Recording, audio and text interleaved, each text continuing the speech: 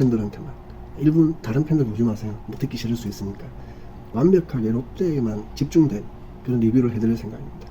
자, 롯데 찐팬, 40년 찐팬, 고인물, 고인물이죠. 예, 고인물의 리뷰. 그냥 뭐 재밌게 짧게 할 테니까 재밌게 들어주시면 좋겠고, 그리고 첫 방송이다 보니 제가 강조하고 싶은 게 있어요. 롯데에는 기본적으로 네 가지 약점이 있습니다. 첫 번째는 쉽게 안 진다는 약점이 있어요. 이게 무슨 말이냐?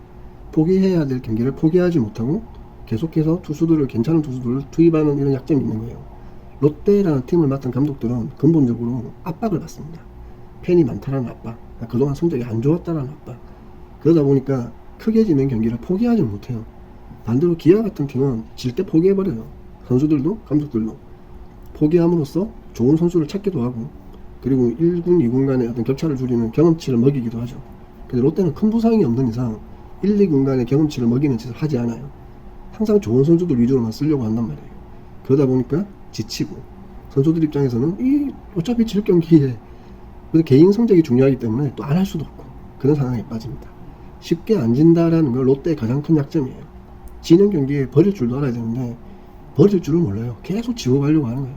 그러다 보니까 어쩌다 역전할 때 있겠지, 어쩌다 역전도 할 수 있는데 대부분의 경기는 집니다. 10%의 역전을 위해 90%를, 글쎄요, 그게 전 롯데의 첫 번째 약점이라고 생각해요.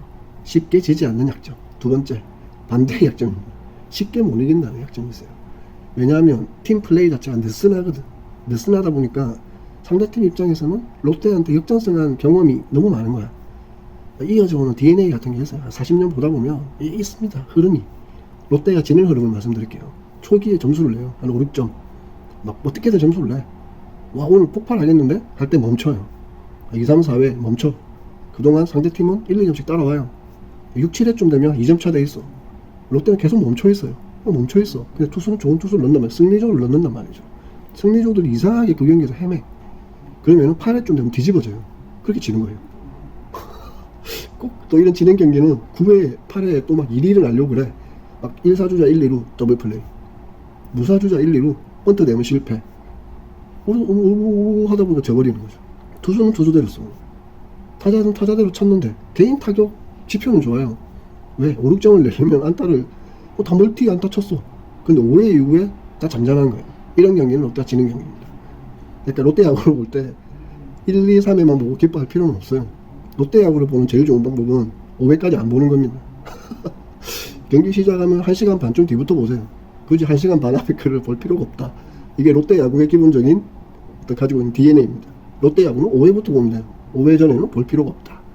자, 그럼 4번째, 투타 밸런스가 어긋나는 경우가 너무 많습니다. 이건 한 경기이기도 하고 시즌 전체이기도 한데, 예를 들면 타격이 좋을 때는 투수가 떨어진다든지, 그래서 13대 10 이런 식으로 치는 거죠. 8대 9, 7대 12 이런 식으로 치는 거예요. 질 때 보면 타격은 막 살아있어. 투수가 무너져요. 다음 또 어떤 경우가 생기냐, 투수가 오늘 너무 잘해. 그럼 영의 행진이 이어집니다. 투수가 잘할 때 영의 행진이 이어져요. 그러다가 한 3대1, 2대0 뭐 이런 식으로 지는 거예요. 이게 롯데가 가지고 있는 치명적인 약점의 DNA인데, 그리고 네 번째, 도루와 주루 플레이가 미숙해요. 미숙하다기보다 애들이 머뭇거려요. 최근에 LG 경기들이 보면 LG가 잘하는 이유는 영 감독이 정말 대단한 감독이라는 생각이 들어요. 일단 투수가 공을 던질 때 포수가 떨어뜨릴 것 같으면 뛰어버립니다. 그래서 포수가 땅에 공이 떨어지는 순간 주자가 거의 2루까지 가 있어요. 이 주자를 1루에서 2루로 보내는 게 야구에서 굉장히 어려운 건데, 한 명을 죽여가면서 번트를 대기도 하고 각오하고 도루를 하기도 하죠. 그래서 제일 좋은 건 포수가 미터지를 잘 못할 때 1루 주자 2루로 가는 거예요. 그러면 어떤 일이 생기냐, 포수가 급하니까 2루로 강하게 던지고 넘어가고, 공이 2루수를 넘어가고 3루까지 가는 케이스들이 많이 생깁니다. 야구에서 거의 한 30% 이상 그런 케이스가 생겨요. 롯데 선수들은 그런 짓을 안 해요. 존나 쿨하죠. 안 해. 그냥 안 한다고요. 멍멍거려. 달리지도 않아. 그걸 깬 선수가 황성민인데, 그러다 보니까 황성민 선수가 롯데 팬들의 사랑을 받는 거예요. 다른 선수들 보십시오. 공이 떨어지잖아요. 안 뛰어요. 머뭇거려요. 이건 롯데가 가지고 있는 오래된 DNA인데 옛날부터 그래왔습니다. 물론 뭐 전준호라든지 몇몇 도루 잘하는 선수들이 있긴 했지만, 그럴 때에도 대부분의 선수는 머뭇거렸어요. 주자가 루상에 나갔을 때 머뭇거리는 건, 이건 진짜 야구에서는 절대 하면 안 되거든요. 동네 야구를 해도 그렇습니다. 주자가 머뭇거리면 재미가 없어요. 야구에 점수가 안 난단 말입니다. 야구는 주자들이 얼마나 활발하게 움직여주느냐에 따라서 수비들의 포지셔닝도 바뀌고, 구멍들도 막 생겨나고 에러도 생기고 이러면서 상대를 무너뜨리는 스포츠예요. 맨날 홈런을 칠 수는 없으니까. 근데 롯데 선수들은 안 움직여요. 막 어떻게 어디야 이러고 있다고. 이 모든 것의 이유가 무엇인가? 무엇일 것 같습니까? 제가 분석한 바로는 팬이 너무 많아요. 팬이 너무 많다 보니까 조그마한 실수를 두려워하는 거죠. 실수를 두려워하는 경우에 어떤 일이 생기냐? 에러를 하게 됩니다. 실수를 하게 돼요. 이거 되게 오명한 이야기인데, 사람은 실수를 두려워하고 그거에 안 해야겠다고 생각하다 보면 그 짓을 하게 돼 있어요. 그거 아시잖아요. 고래를 생각하지 마라. 고래를 생각하지 마. 고래 생각하지 마. 그러면 고래를 생각하게 됩니다.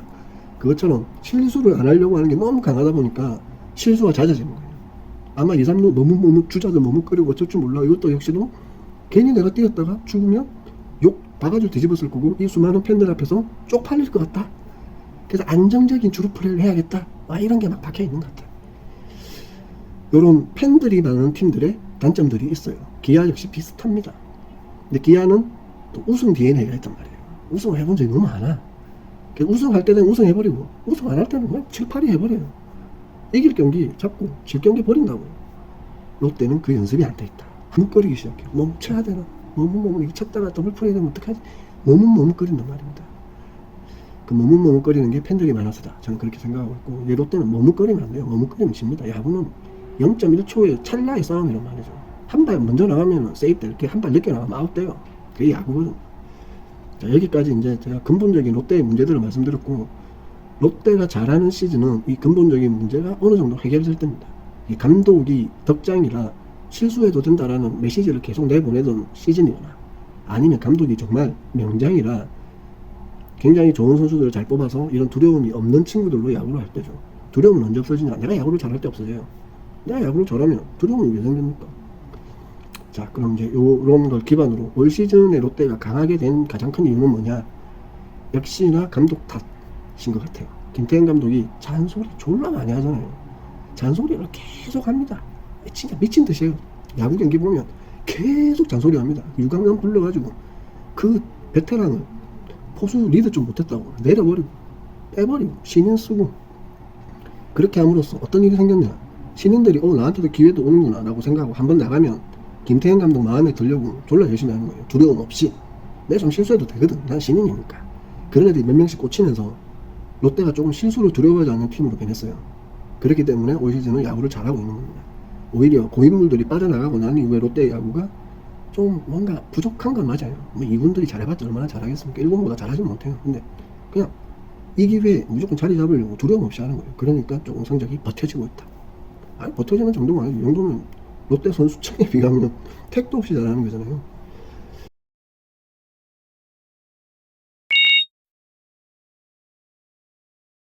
자, 그러면은 이번 주 경기부터 한번 살펴볼게요.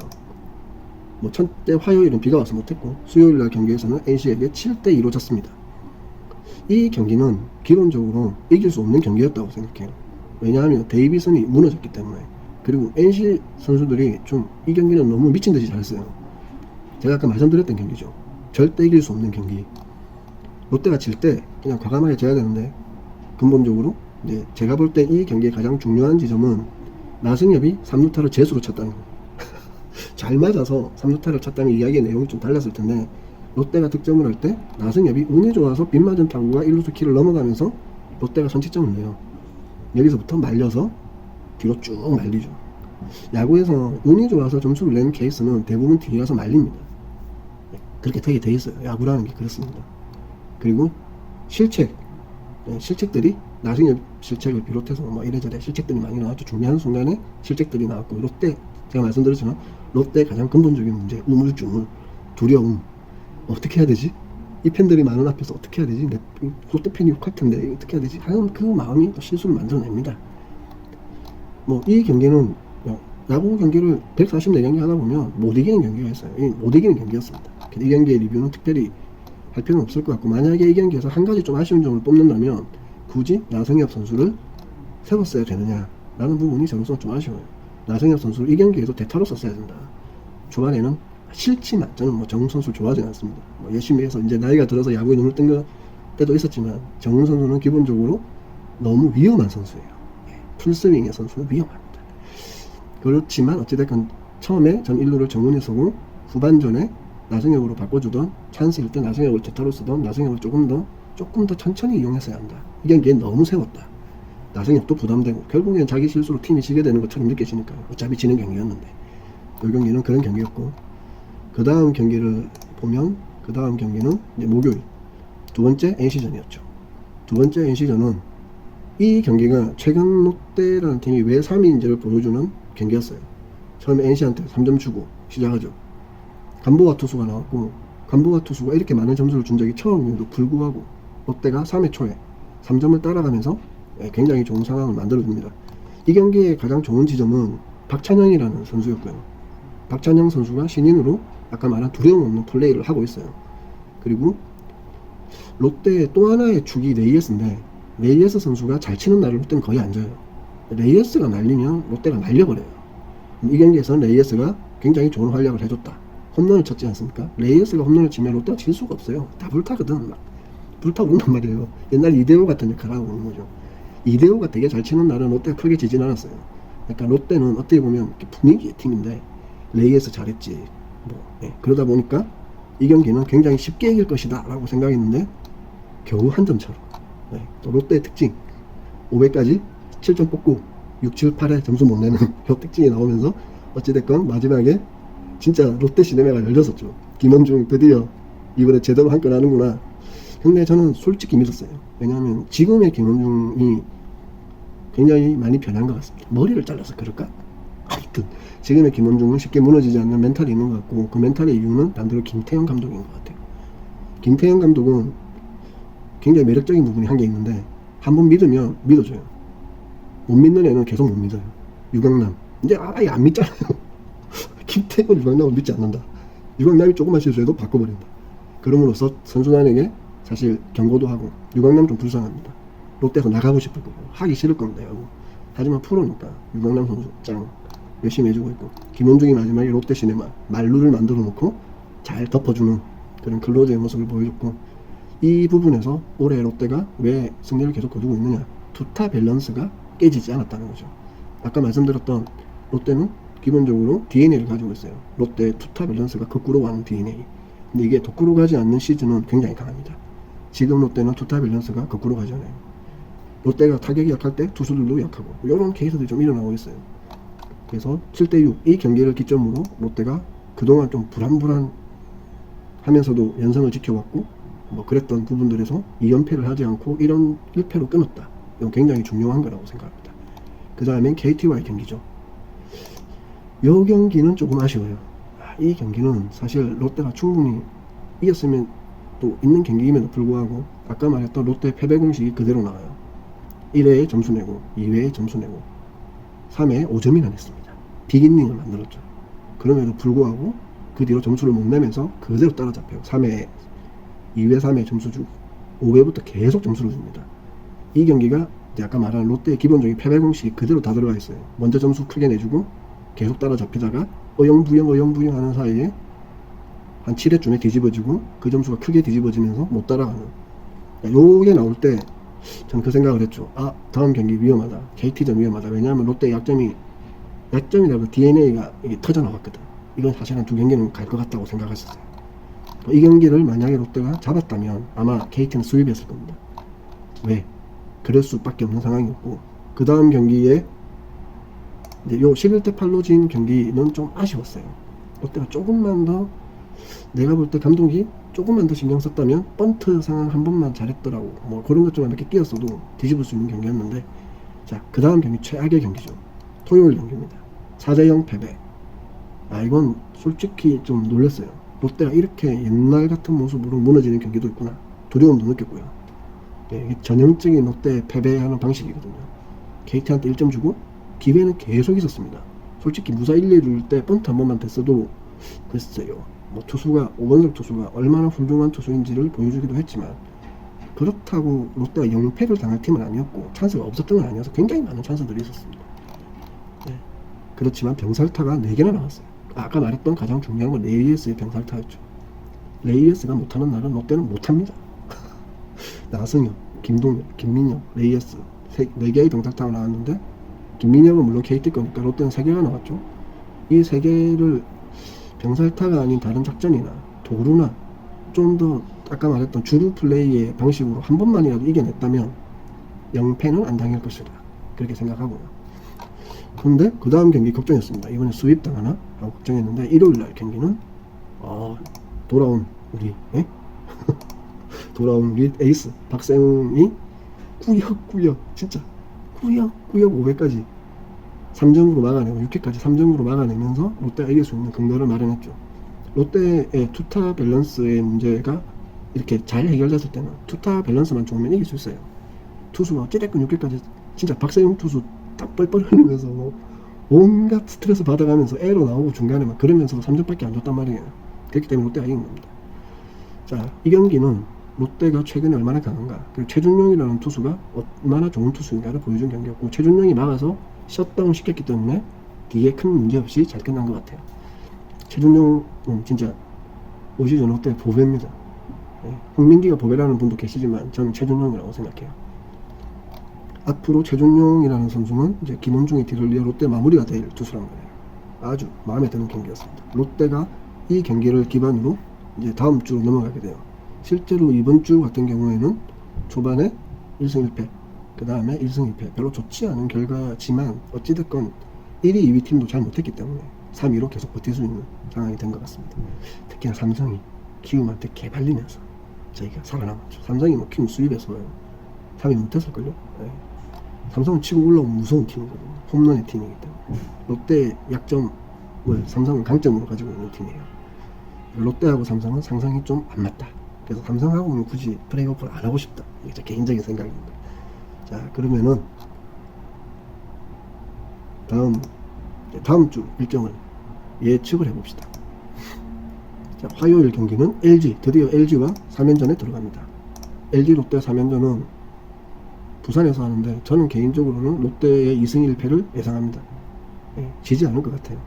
왜냐하면 데이비슨부터 시작하고 롯데 선발 투수가 강한 선발 투수들이 좀 버텨주기 때문에, 물론 뭐 LG가 에르난데스 데이비슨에 붙기는 하는데 데이비슨이라는 투수가 저는 LG한테는 강할 가능성이 있다. 다른 팀한테는 몇 가지 몰라도. 왜냐하면 LG는 공격적인 팀이거든요.